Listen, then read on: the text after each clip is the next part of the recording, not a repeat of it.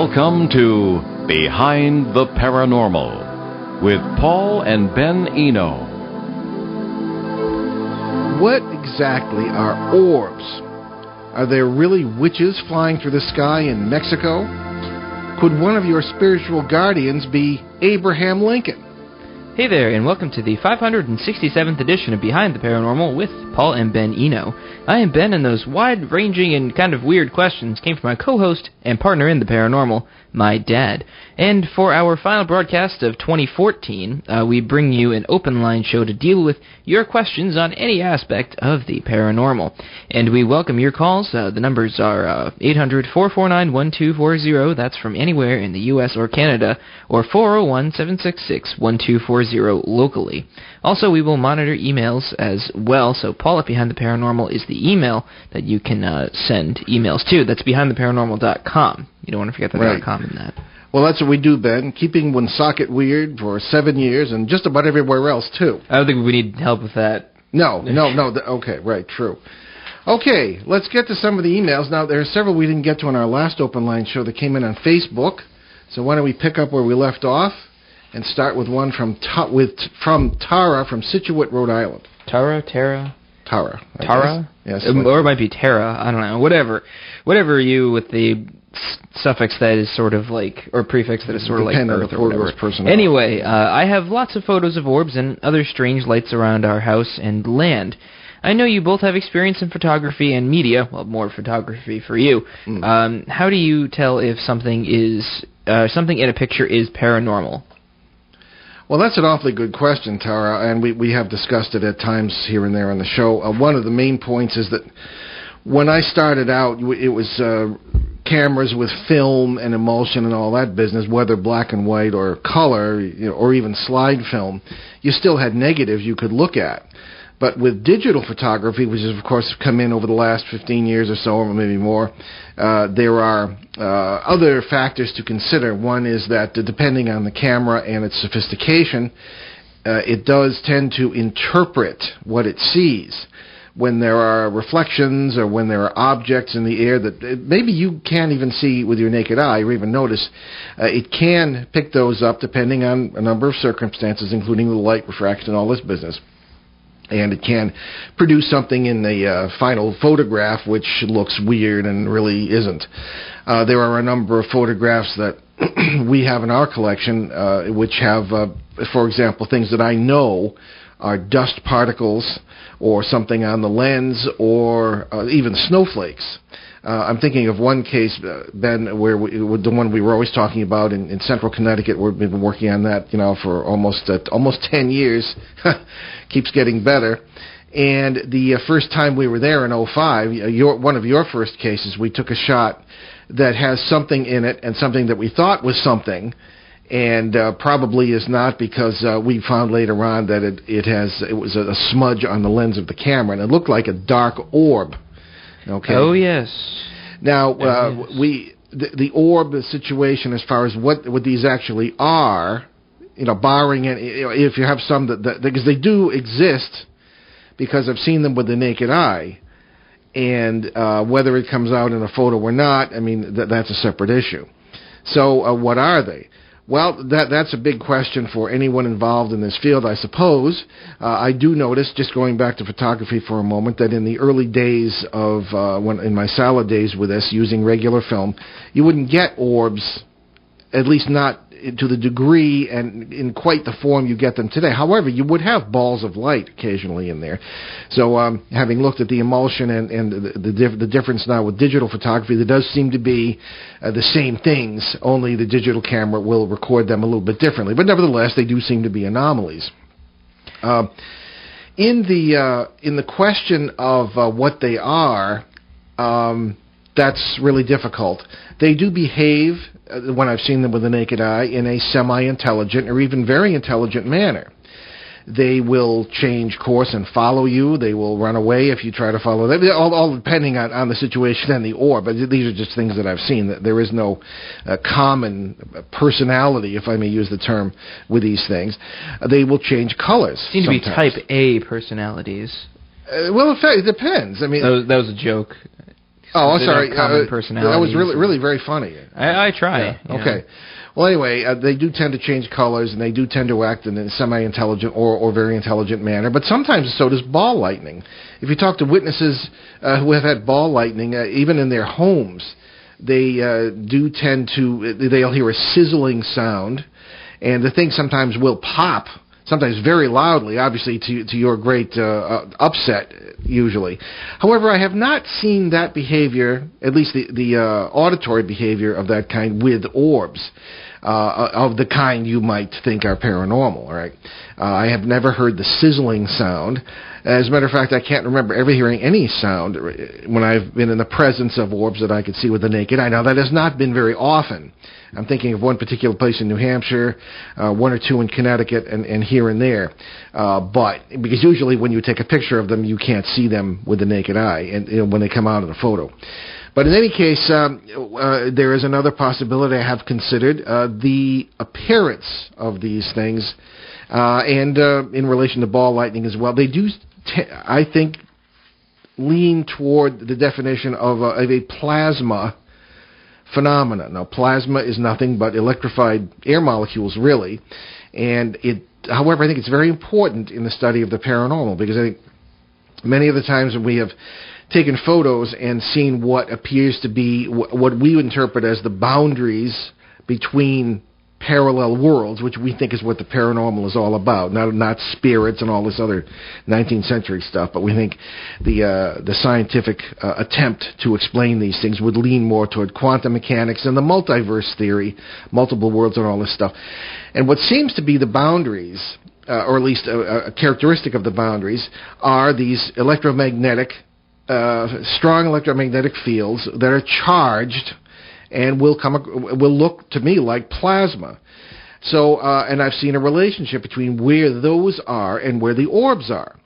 So I suspect that it's possible, as people like Carl Sagan have suggested. Carl Sagan, of course, the great astrophysicist from days of yore, who was well known to the public, wrote the novel Contact. He was even a novelist. He was an advocate of there being somewhere extraterrestrial life, and he thought that some of this could be plasma-based, whereas we ourselves, our own bodies, are based on carbon. Although everything is electrical, everything, even within carbon-based life forms, is electrical. The impulses between in your muscles, in your brain, your synapses and your nerves, it's all electrical.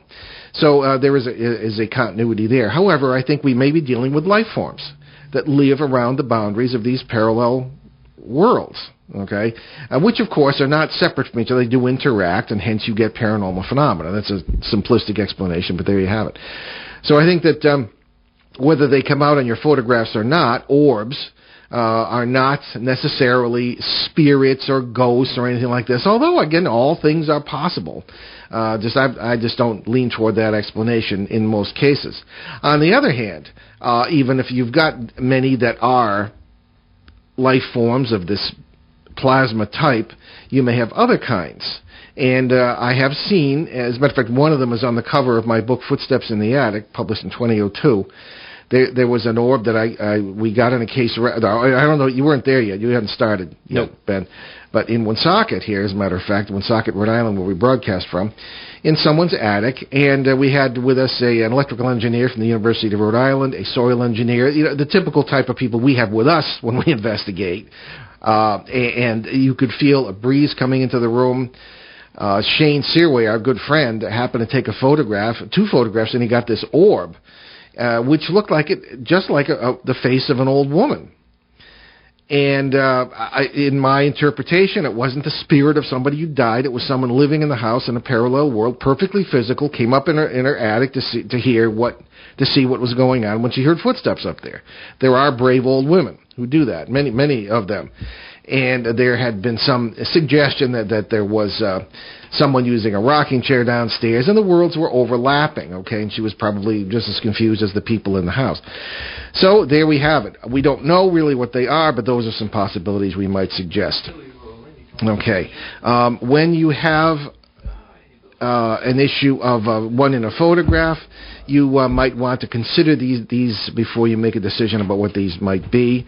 And you also might want to, of course, check your lens, pay great attention to things that are in the environment at the time. And they could, very likely you're going to find dust or anything of this kind that might be being interpreted by the digital camera as something that it's not. Just before we leave this point, one more thing might be to consider if you are out at night. If you are taking photographs with a flash, that is another giveaway that you may be having something else other than an orb in the classic paranormal sense. So just be aware of the environmental factors and the equipment you're using. If you're taking a flash, particularly those of you who run around cemeteries, something we don't suggest, and you're taking pictures, there are many stones in modern cemeteries that are shiny, have a shiny surface, polished surface, and this will reflect. Insects will reflect as they're flying by on a summer night. You won't see them with your eyes, but they will come out as even as moving orbs. So just be aware of all these things, and just try to use good judgment. We have a caller, and this is Bill from Franklin. Let me put my headset on here, and all right, I can barely there we go. Bill, how are you this evening? Okay. Welcome back to the show. What's cooking? You were talking about photography. I do photography all the time, and I've never seen orbs. Well, no, that's the thing too. Well, I had training in the military in photography, and at the taxpayer's expense. I always joke with my audiences, and they do come out now and then. But you very often, if you have any idea about anomalies or extras, as they were called, you can tell that they're something other than what people think they are. My new friend got me playing around with the photos, like, flipping them horizontally and then putting the ends together, and you're getting these weird patterns. Oh yeah, there's all kinds of there's an artsy way to do that. I've been making my own creations, and they look really weird. And one of them was a light, and it was ice on a window, and I put a lot of saturation in it, and up on the top, I swear it looks like a Chinaman's face with another person's face underneath it. Well, you just brought up an important point, Bill, that I didn't mention, and that's that the brain will take... And it's right where the two photos go together, so like half the face is on one photo when you flip it over and the other half's there, There you go, yeah. Well, as I say, the brain will take what it sees and make some sense out of it. I remember there's one... have you ever come to any of our lectures? No. Okay, we have to do that sometime, but that's very true. Well, Bill, thanks for the call. You're going to get me on another subject. The face even has a mustache, and it's kind of strange. Oh, absolutely, yeah. Well, again, we will look at something and we will see what the brain tells us essentially to see. Yeah, even though it's only ice crystals, Yeah, well, that's it. Well, speaking of ice, I'm thinking of a patch of ice on the sidewalk. Someone came. This is many years ago. Somebody came running to me and said, "Oh, look at this." And if you look at the picture, if you look at the patch of ice on the sidewalk, it was near Christmas time. You could see the belly, the sack of toys, the hat, the hand waved. It was Santa Claus, right? Oh yeah. And I often joke that had this been Jesus or a saint, tourism in Woonsocket would have gone to Pluto, right? But it was just But the brain will take what it sees and make it into something. I take reflections off of water all the time. I love doing that. Oh, yeah. No, you can come up with some beautiful photography. You can win some prizes, Yeah. Exactly. Well, Bill, thanks for the call. Okay. Okay. Bye. Take care, then. All right. So let's move on to something else. We have one from Helena in Zaporan, Mexico. We have a big listenership in Mexico for some reason. Very glad of it. Wow, that is I've never heard of that name before in my life. Well, fun facts. My geography is terrible. Anyway, Paul and Ben, here in Mexico, there are many sightings of La Bruja. That means witch in sky. Spanish. Yes. I know you know this because you talked about it in some podcasts. What do you think these are? Many people have superstitions and really think they are witches. What do you think these are? Well, I should say bruja is the female, and the brujo is the male. Would that be wizard?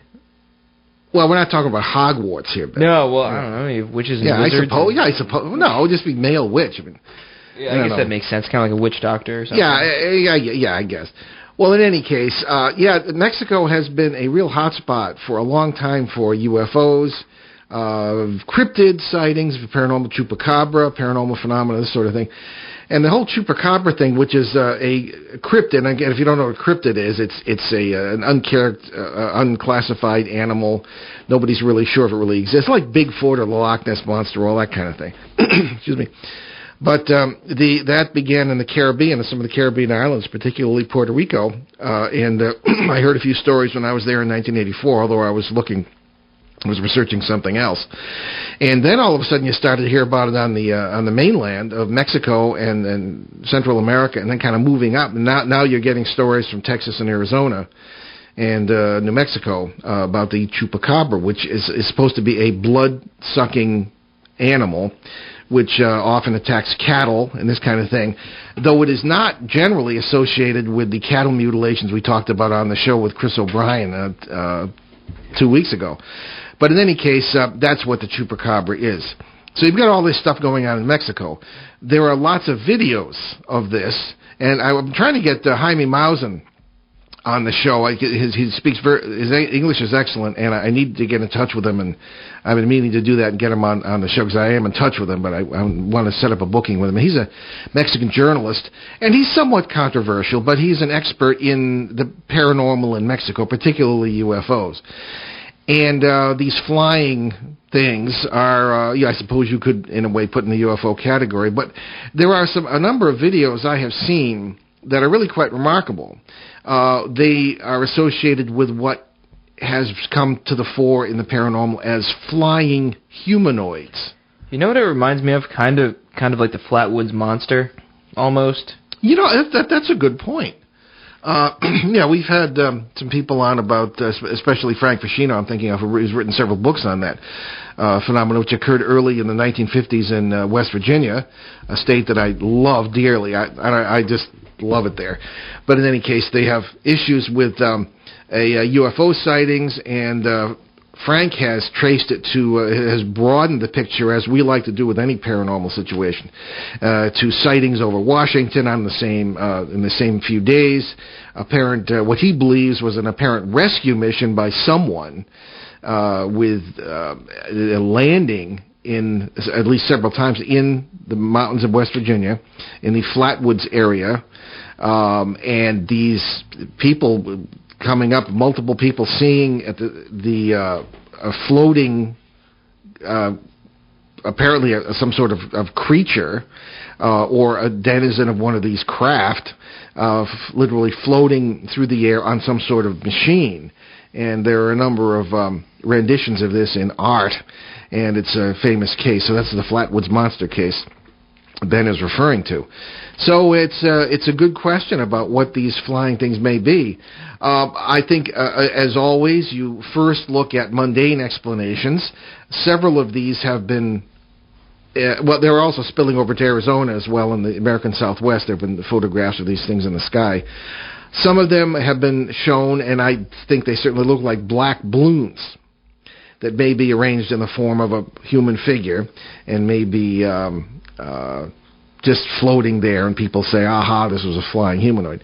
However, I'm thinking of several that have been videos that have been taken, including several by Mexican police, who are, I can't imagine really would be hoaxers. There is one that really is striking. There's a figure walking along the top of a ridge. Excuse me, it's in a rural area, and it's rather barren and desert-like, as is most of Mexico. But you have this figure walking and coming to the edge of a cliff, and it keeps walking and floats across a very open space between two hills and just keeps floating. And it's a balloon, usually, unless it's on a tether, would float up or down, or the wind would take it or something. Yeah, the other thing is it's just stays static. It's like that. It just doesn't, no deviation up or down. Yeah, just a straight path, so to speak, through the air, as it were. So what that is, I really don't know. You could have alien connections, because what do you mean by aliens? Does it have to be someone from another planet? Does it have to be, certainly doesn't have to be a witch? I don't really know much about it myself. Yeah, we hear from Mexican listeners on this now and then, but nobody really can explain it. But it is part of a general flat, perhaps, in that part of the world. So, could they be witches? I mean, what do you mean by a witch? I would ask our listener. These are terms. See, we tend to apply terms to the paranormal that we understand. Yeah. Whether we understand the phenomenon or not, we're always on about that. Mm-hmm.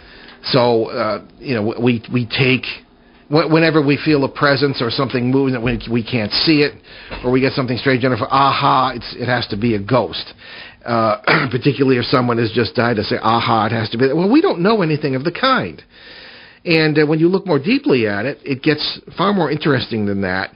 And I think that and this is what led us to the whole the questioning the entire spiritual or spiritualist approach to ghosts and the paranormal.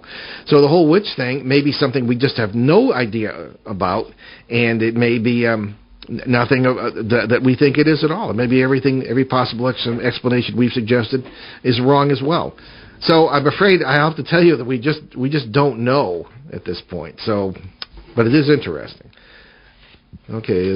We are moving on now. Moving on. Oh my gosh, we've still got lots of Facebook ones. Okay. Well, this is the last page of them. Okay. Well, there's one I want to get to here. Which one? Why don't you do one more of those, and then I want to get to this after the break. Okie doke. So here's one from Alex from Woonsocket, Rhode Island, and dear old hometown. So I hope you not think this is a stupid question, but what about mermaids?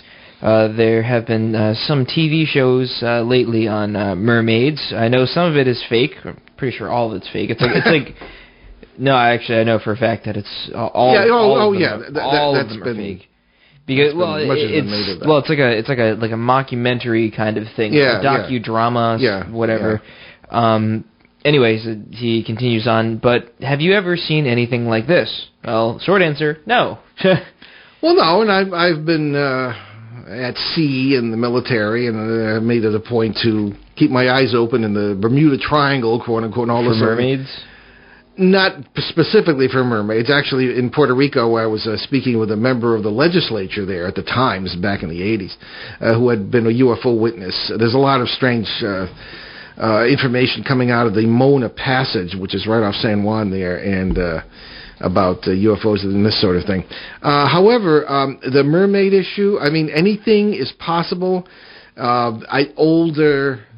Old sailors used to tell stories of things they'd seen, and I don't know. Well, we only know like maybe how much of the ocean have we actually explored? Well, not really a lot. I mean, we know more about outer space and the planets in our system than we do about the bottom of the oceans. In many cases, they've been mapped.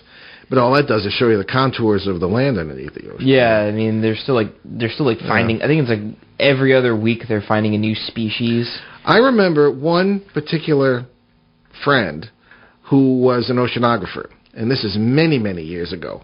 He was out of Woods Hole, the Oceanographic Institution there at the time, and there was a research vessel over the Peru-Chile Trench, which is the deepest or one of the deepest in the Pacific, and they're the deepest parts of the Pacific. And he said that they were looking for, among other things, the giant squid and stuff like this. They had a huge titanium hook, which they lowered way the heck down. You know, there are several miles of water we're talking about here. Mm. And at one point, in the middle of the night, most of them were sleeping. The whole ship began to shudder. I can't remember the size of the ship, but it wasn't small. And when they hauled that hook back up, it was straightened out. It was a titanium alloy, very strong for the time. And I don't know, they never could quite figure out what it is. I mean, today they could have done DNA testing on whatever might remain on the hook of the saliva from the creature, if it was a mouse indeed that did that. So there are all sorts of things we don't know about. Again, everything in the multiverse, if our interpretation is correct, is in that branch of physics, is possible. Everything you can otherwise you would not be able to conceive it. We have a lot of fun on Halloween shows around here talking about how you have the Great Pumpkin or something of that kind had not existed in somewhere or somewhere in the multiverse in some parallel world somewhere, then is it Schultz who did the Peanuts cartoons would never have been able. Charles Schultz would never have been able to conceive it, and that seems to be how it works. But if we're right, then mermaids or merpeople, if you will, do exist at some point and in some way. But whether it's in this realm that we live in is another question. Misinterpretations have been made of manatees and other creatures that people say, or sea lions or something that people seem to think. Oh, and sailors sometimes just like to tell tall tales. So we just don't know. But the stuff you see on TV and on YouTube, I would either reject or take with a pillar of salt, because it's very easy to fake, and people love to do it and fake everybody. I mean, some of the stuff you see on YouTube is just beyond comprehension as far as any kind of decent photography is concerned. So, there you have it. That's all we can say about that. Indeed. So let's take our break. You're listening to our open line show here. It's Behind the Paranormal with Paul and Ben Eno on WOON 1240 in New England's beautiful Blackstone River Valley. And we'll be right back. Hi, everybody. This is Mark Garrow, the host of PRN's Garage Pass, where I keep you up to date with all the latest NASCAR racing news. Garage Pass can be heard right here on WOON every Tuesday through Saturday mornings at 7:35 and is sponsored by Simon Chevrolet, 114 Fortin Drive, Woonsocket. Remember, Simon Chevrolet is always open online at simonchevy.com. Garage Pass, Simon Chevrolet, and WOON Woonsocket Radio. A winning combination. ON Radio, ON Worldwide. All right, and welcome back. And before we get back to our open line show here, I just wanted to let you know about some of the charities Ben and I have adopted. Most of them are veterans charities. Certainly, BuildersHelpingHeroes.org. You can check that out. That's local here in Rhode Island. And certainly Canadian Veterans Advocacy for our friends to the north, and USACares.org, doing great things financially for veterans and their families. And we also, a non-veterans charity we really like a lot is Youth Mentoring Connection out in Los Angeles, youthmentoring.org. Tony LeRae out there doing great things for at-risk youth using indigenous wisdom. It's really good. It's not occult stuff. It's just really common sense stuff that he is using and has been for some years now, doing great things out there. So check that out too, youthmentoring.org.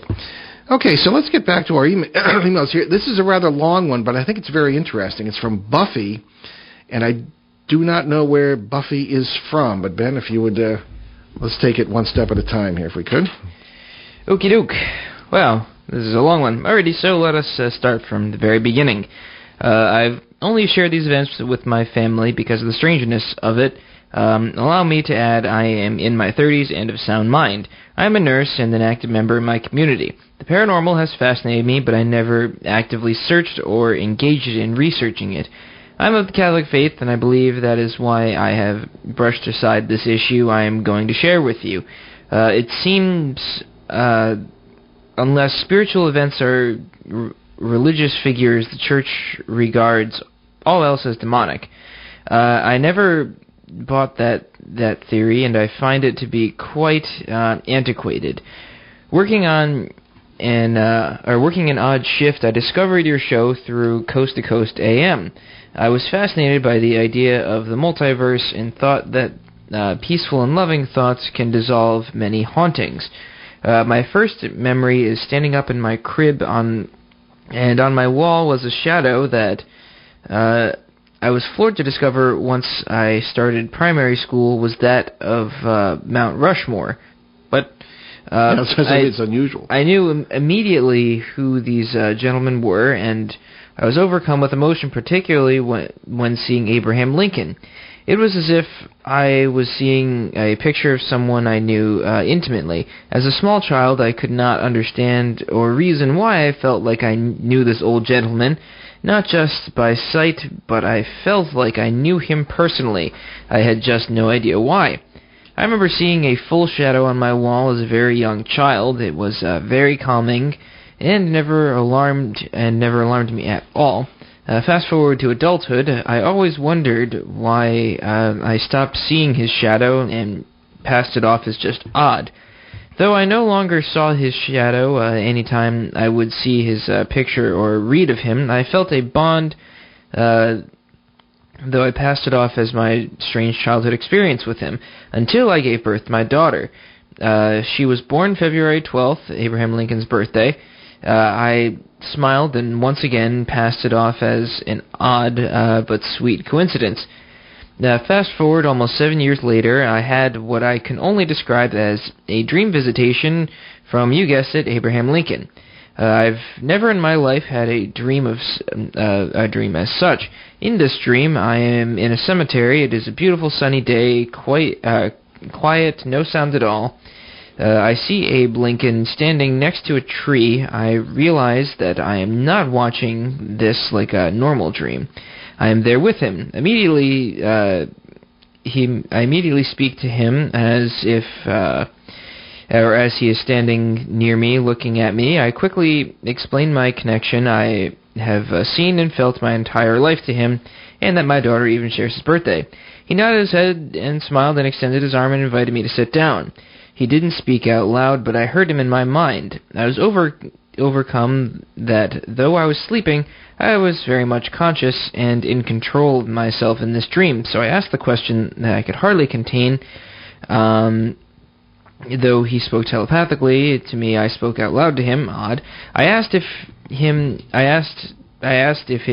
he was aware of current events in our time.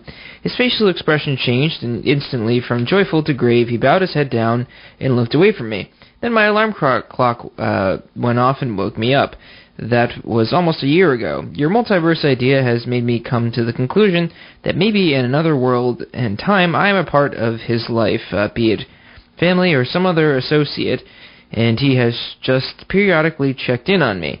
I wonder now, learning of his sorrow of losing his son as a child and grieving, blah, blah, blah, or was I... well, I want to take it from there. Yeah. 'Cause that's almost the end. Yeah. This is very interesting, and I'm glad that she has looked at the multiverse possibilities here rather than saying, aha, I'm the reincarnation of Abraham Lincoln, okay? Reincarnation, first of all, for most people, is an obvious recourse in answering the questions that may be associated with dreams of a particular person from the past, especially if the person was famous. I mean, there are a lot of people whom I've run into who are, they're never the reincarnation of anybody ordinary. It's always some king or princess or something like this. Abraham Lincoln, of course.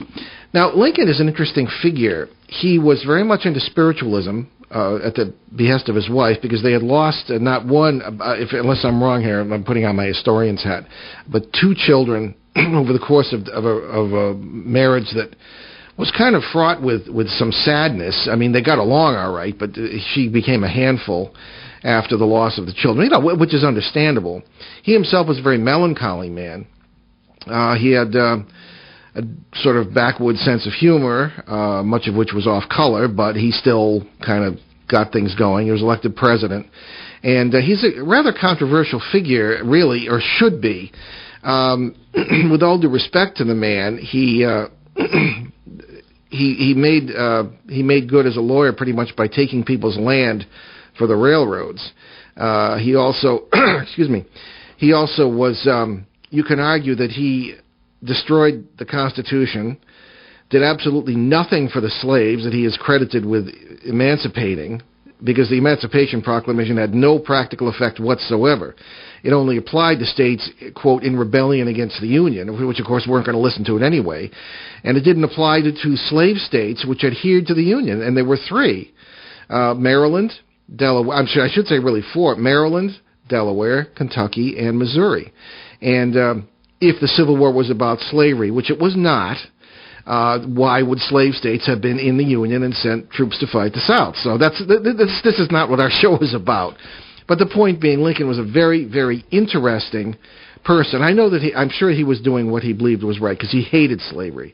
But he was a politician first. And when people are politicians first, we know what it can do.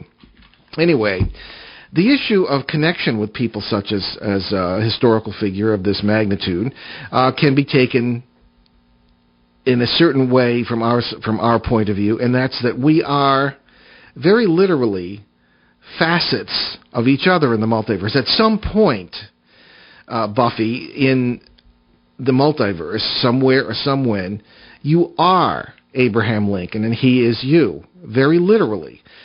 it's difficult. I really cannot stress enough how literal and concrete these connections are. As we talk about this, and this is our belief, I mean, I don't have any proof of it, but this is what we've seen in the paranormal for a combined total of, I guess, we over 50 years now, Ben and I have been combined experience. So that's our interpretation, and I think we've got some serious implications for spirituality, for interpersonal relations with this. And it's not sappy and maudlin and silly and fuzzy. That's not what it's supposed to be. It is a way, I think, of understanding, getting beyond the tip of the iceberg of the paranormal and really of life itself, and seeing what we really are and who we really are. And we really are each other. We live super lives, if you will. We are present, apparently, in many different parallel worlds. If we die in one, and it may intersect with one in which we didn't, there's your ghost, quote unquote, right? And it's not your spirit, it's you. Still existing in parallel worlds. And we've gone through this many times on the show and in many ways. So I think that your connection with Abraham Lincoln may be very genuine. On the other hand, it could be just dreams and it could be just coincidences. But, after all these years in the paranormal, I don't have much respect for the idea of coincidences. I don't think anything happens by chance, personally. So I'm thinking, too, of the young Mozart, Ben. Who wrote his first concerto at the age of 4 and was performing before the crowned heads of Europe and the Pope by the age of 5. And he was a brilliant musician. I mean, is this kind of talent native in people? Sure, maybe. Or he was connected very intimately with worlds in which he was a brilliant pianist, or even in worlds where he was his adult self. And it could have been a sort of backfeed from the worlds that exist simultaneously, but in some of which, in our consciousness, it would be the future, and in some it would be the past for us. So this is an example of one being, I suppose, in a certain sense, one's own guardian angel. All right, the adult Mozart might have been unconsciously feeding information back to the child Mozart. And with this amazing talent came out in the way it did. That's just one possibility. So I think you may indeed have a connection with Lincoln, but I would avoid the reincarnation thing. I don't think that's valid. All right. So I'd be interested in hearing if anything else develops with your daughter, Buffy, on this. It is, of course. I think you can also. Lincoln was born. See now. I should have looked this up. I'm not going to talk about something. I'm not going to speculate unless I look it up. But I'm going to look up when he was born. And February 12th may not have been, they still might have been on the Julian calendar, and February 12th might not have been the same February 12th. But be that as it may, it is interesting, and thank you for your interesting note. And keep us posted on anything that may happen. And but be aware that there can be suggestibility, and you could be reading things into it as well. So very interesting. And then, it's always good to be interested in history and historical figures. We have another one from Facebook, do we? Oh, we have 2 left. This one's from Kenny in Douglas, Massachusetts. I'm always fascinated when you talk about animal ghosts on your show. I like the interviews with animal communicator Karen Anderson, which you have not done for some time. My question is, what do you both actually think is behind animal ghosts, and can we really communicate with animals in the way that Karen says she does, or are we just communicating with a part of ourselves? That's a good question. What do you think of that? What do I think? You've been on most of the shows Karen's been on. Yeah, well, that's a good question, which I need time to think about. Yeah, okay. Well, I've been impressed by Karen. We've known Karen for years, and as a matter of fact, our media company published her book, Hear All Creatures. And, I take it with a kind of a grain of salt, but Karen is a very sincere and honest person. And I've been impressed, kind of, just for the heck of it. One time we gave her a picture of our cat and a neighbor cat who was good friends with our cat, and she kind of nailed them to a T. And she lives in Washington State, has never met them, and it was kind of interesting. But again, it's the same thing with reading people. And we had Roland Comtois on last week, and there have been a lot of questions. If we had time, I wanted to get to some of the questions to put them in a single form, because there were so many of the same kind of questions about that.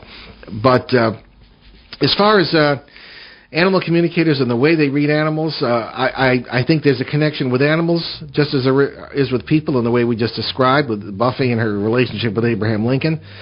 All life in the biosphere does seem to be connected. It's not just people. There is a lot out there, not just in the biosphere, but in the multiverse, which is also a huge biosphere in our, the community of life, and we're just a small part of that, our particular species. So I think that there is, again, the idea of the island theory we're always harping about is wrong, that we are contained within ourselves. Well, there's one thing I've noticed, this is just an observation, is that when Karen does do animal readings, it's always comments about the person. Like, it always... The animal commenting on the person. Yes. Yeah, that's true.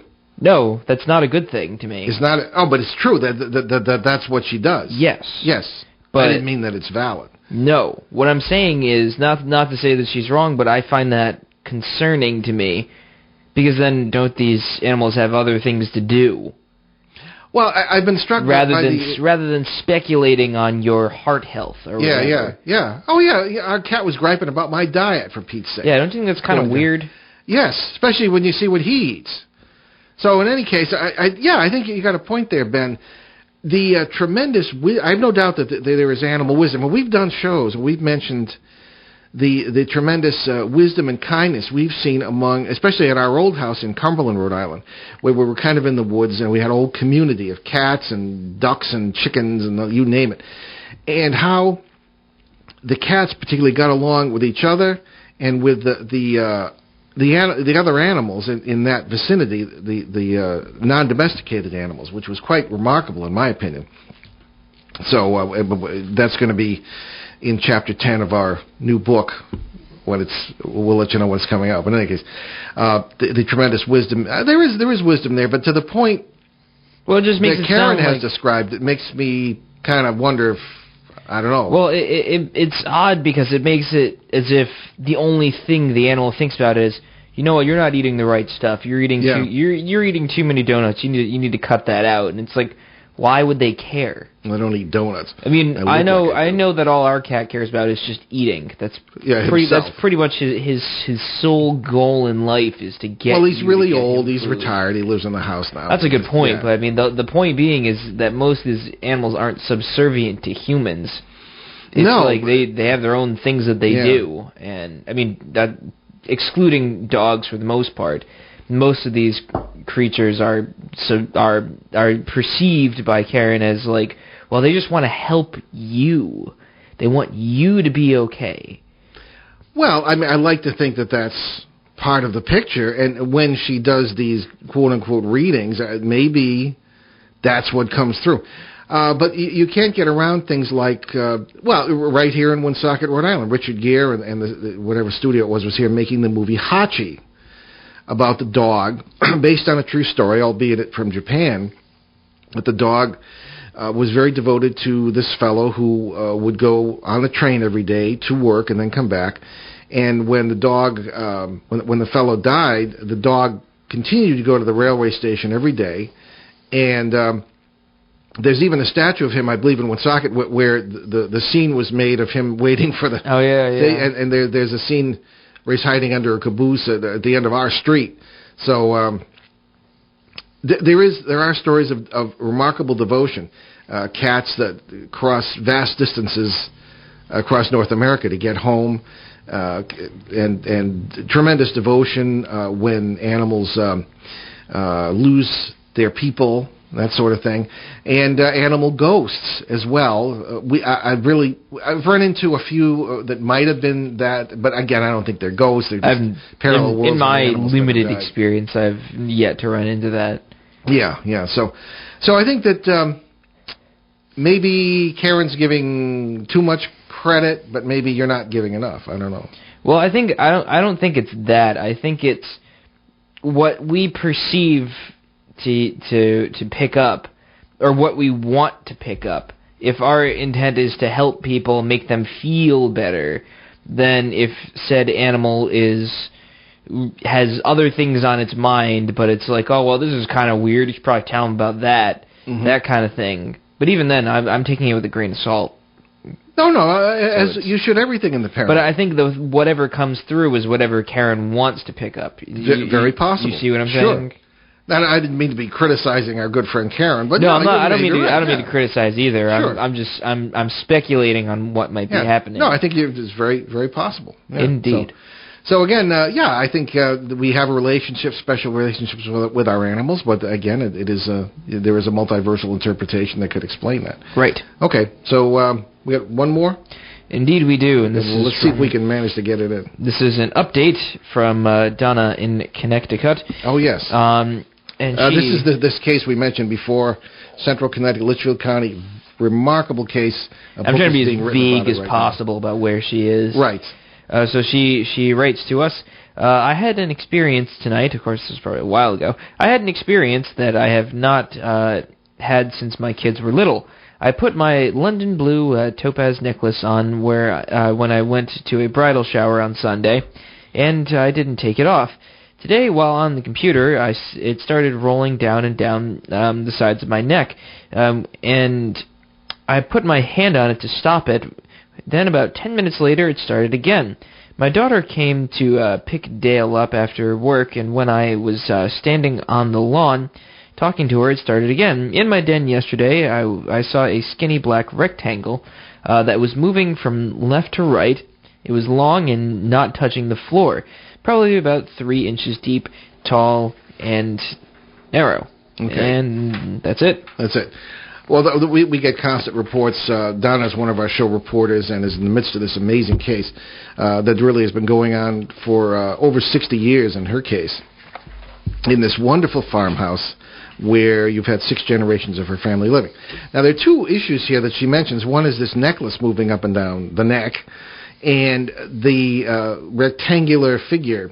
We've encountered some very interesting reports of strange multiversal species, so to speak, here, because, again, everything is out there, and the various life forms that one will encounter can be very strange. Of course, people think they're ghosts or something, and they're not. They're just passing through an area, in this case, where there are tremendous numbers of intersections between parallel worlds, in our opinion.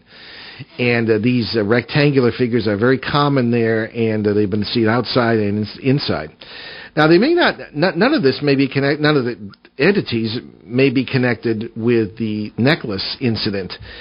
I've heard of this before in certain cases, jewelry being affected. Now, of course, I don't think this is metal that she's talking about, because I've asked. But in any case, any sort of material object can be affected by, not necessarily by being deliberately messed with by entities, although I suppose that's possible. They can be influenced and can, I suppose, be caused to move by the processes and the energies that are present when, among other things, entities can manifest. Now, let me put that in another way. In the Bridgeport, Connecticut poltergeist case, subject of the new book by Bill Hall, The World's Most Haunted House, I stood there and watched refrigerator levitate and all these different things happen. And I think what was happening was not that the poltergeist or the entities or the ghosts or the demons or whatever you want to call it were deliberately lifting the refrigerator, because I didn't feel any presence when that was happening. And these things are kind of have a sledgehammer presence. Your skin crawls and everything else, and you can feel it even can measure on electrical equipment. And that did not happen in the case of many of these rather dramatic movements of objects. So I think that the forces involved can move the objects. In other words, the metaphor I always use is if you're moving rapidly down a hallway and there are some papers on the desk, loose papers, and they fall off the desk because of the air you created by running down the hallway. It doesn't mean that you necessarily picked up the papers and threw them on the floor deliberately, but that just the forces involved, the energies involved, did that as a byproduct of your presence. So I think that might be one of the things that's going on with this necklace, and I understand that's happened several times more recently. Everything has happened in this case. We refer to it as Connecticut's Skinwalker Ranch, and Skinwalker Ranch is a famous case in Utah where things like this happen, and even more dramatic things.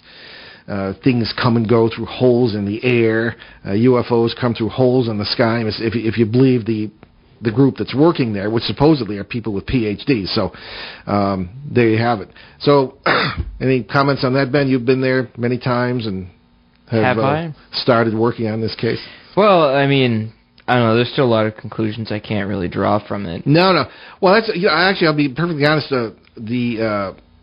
Bill Hall, who wrote the book on the Bridgeport case, is working on one on this case now. Yeah. And as I told him, he moves faster than a flea on a date. I mean, I said, this is really, I said, I don't know if this is ready for prime time. We haven't reached any conclusions. No. Although it's like every time we go, there's just more questions that are just need to be answered. And this is the case that has morphed out of this house and has seemed to embrace the whole area. And military activity, some kind of research perhaps going on there. But again, nothing you can really you can put your finger on the incidents. But as far as tying them together, it could be coincidence. But I doubt it, personally. And we've been... Well, until we find some sort of hard evidence for it, you can't really... Yeah, well that brings up the question, what constitutes hard evidence? Are the UFO sightings really connected with the ghostly activity or the poltergeist activity? I tend to think they are because of their nature. Bigfoot sightings going on. Well, I mean, then you'd have to explain to somebody who doesn't understand the nature in which you're looking at this. Well, that's true. That's why we always talk about the multiverse and intersects in different worlds with different creatures in them coming together, and that's why you see this stuff and you can't catch them. So that's kind of what we were looking at. So there you go. Anyway, that is her report from Donna there in that very interesting case. Did we read this one from... we read all of them. From Rajiv in Mumbai, India? Let me look at it really quickly. Right at the bottom. We might have just time to... Yes, we did. We did, okay. Sorry, I forgot to mark it. Okay, very good. So, anyway, I think that's just about all we can have time for. And I wanted to wish everyone a very happy New Year, for those who celebrate the New Year at this point. And we ask you to stay tuned after our show. We got the Boston Bruins playing the Detroit Red Wings. And I often, whenever they used to play Detroit, when we were on WMEC in Detroit on CBS, that was always a problem. Who do we root for? Oh, yeah. I think we ended up sticking with Bruins. Yeah, well, that is our hometown team, so to speak. True. All right, good. All right, so there we have it. So, why don't we begin our announcements? Indeed. So you can visit our show website, that's at BehindTheParanormal.com, where you can find nearly 600 free podcasts of all of our past shows from both ON 1240 and our 4.5-year run on CBS Radio, along with special shows and podcasts. And there have been several who have asked about getting our podcast back on iTunes. All the CBS ones are on iTunes, but the ones from ON are not. And we're going to look into that and see just how it works. You can get all these podcasts on the website, as Ben just said, but we're going to look into getting them on iTunes, and we'll let you know how that goes. And you can find my books on Amazon.com, Amazon Kindle, Barnes & Noble Nook, and all the usual places. That's Faces at the Window, Footsteps in the Attic, Turning Home, God, Ghosts, and Human Destiny. If you are of a historical bent, then Rhode Island, A Genial History, also which I wrote with Glenn Laxton some years ago.